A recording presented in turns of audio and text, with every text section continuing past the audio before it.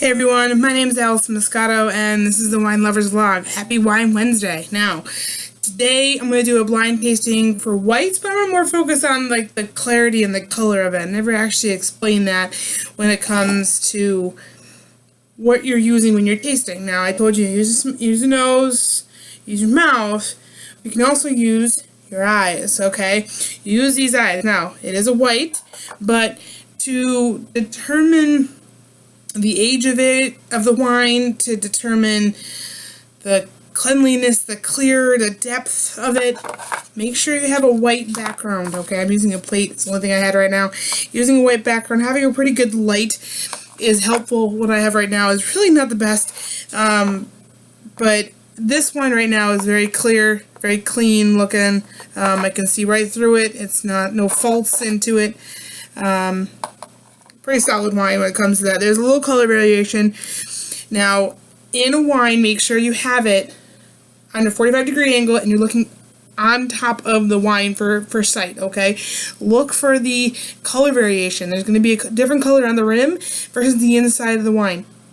For this one, the clarity, so it's like all white on the outside, basically meaning straw in a sense, and then there's actually a little darker color on the inside as what I'm seeing right here.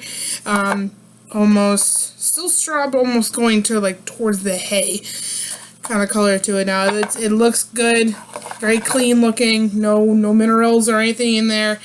And also, I don't know if I explained this, but also look at the legs. There are these things that are coming down. I don't know if you can see it. You can see a little bit of the variation here. These are called the legs, or tears. And it kind of shows alcohol, and sometimes sugar as well. So it can show both, and how fast or slow it's actually going down the glass. Now, don't know if you can see this, but it is coming down pretty slow. It means high alcohol, I'm thinking. I haven't smelled it yet, so you never know. I'm just kind of guessing. Here, they're forming pretty fast. They're kind of going down in a slow, even pace here. Yeah, all around this wine looks pretty decent right now. So we'll see and smell it, and then we'll decide at the end. Again, this came just like that in a little bin. I don't know what it is.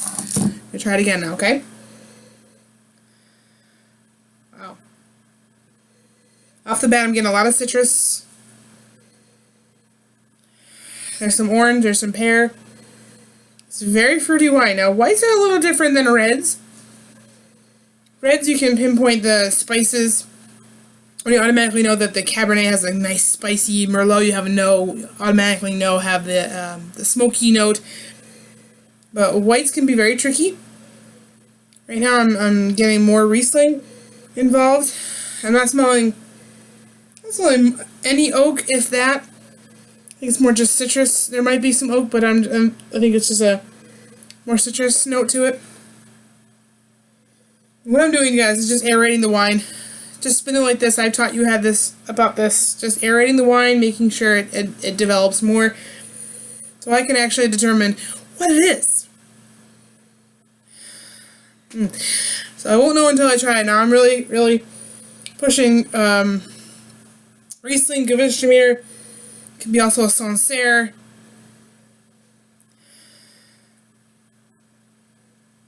It's interesting. All right, let's try it.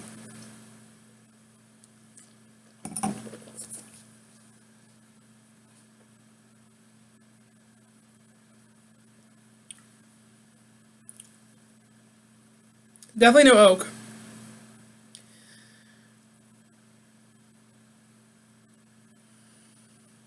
It's interesting. It's a lot of acid. Very much acid. I'm kind of drooling here. The slight tartness on the side of my tongue.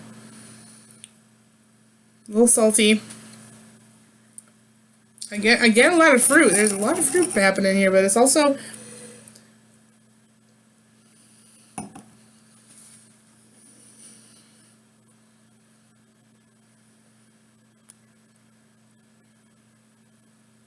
Now, when tasting wine, guys, especially blind tasting, make sure it just coats your mouth. It needs to coat your mouth so you can determine what you're tasting. Now, I'm tasting a lot of fruit. There is no oak in this.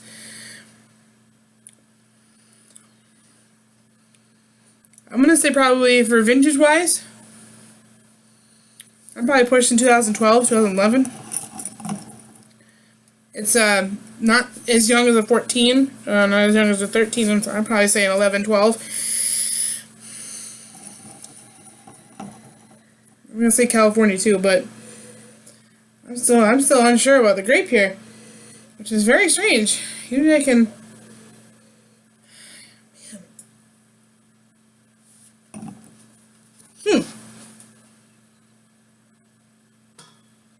Okay, so this really isn't that difficult.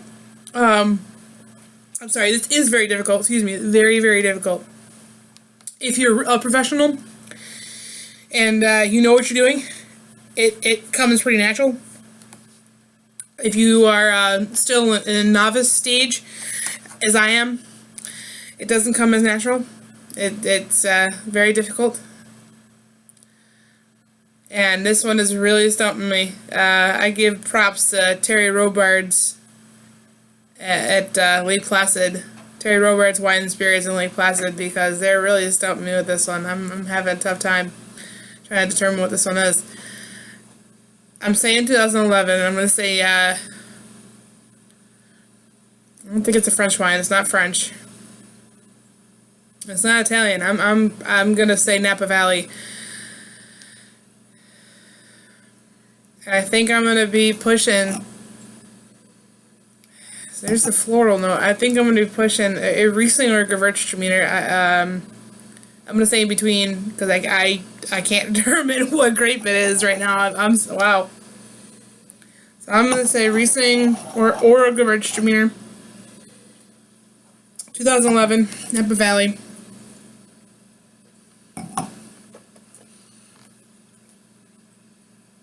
One last taste before I try it, before I actually determine what it is. There's the floral. Very acid, high alcohol content.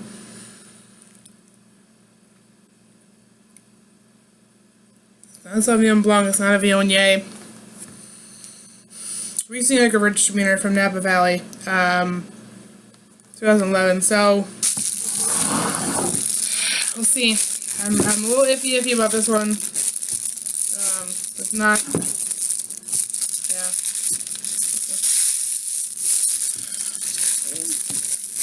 I tied it up very well, too.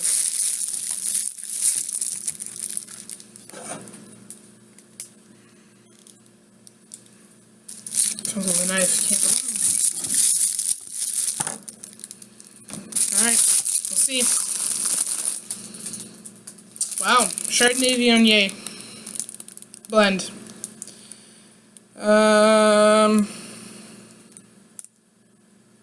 It is French. It is 2011. I called it on that one. Pays-d'Oc. Yeah. Pays-d'Oc. It's a French region. This is Chardonnay and Viognier blend. 50-50. Now, there was no oak. I didn't taste much oak in that one, so I'm saying it's probably unoaked. And the Viognier is more Sauvignon Blanc. You get the floral. That's where that floral note comes in, and the grassy note. So that's why I said Gewürztraminer and Riesling. It is a French wine, though. I messed that one up. But yeah, this guy's is actually really, really nice. The Villa Botanica. Now, it is a French wine. Don't forgive me, I'm not French, but this is fantastic. It's in the Pays-d'Oc region, 50-50 blend, Chardonnay, Viognier. Try it, guys. Enjoy, okay?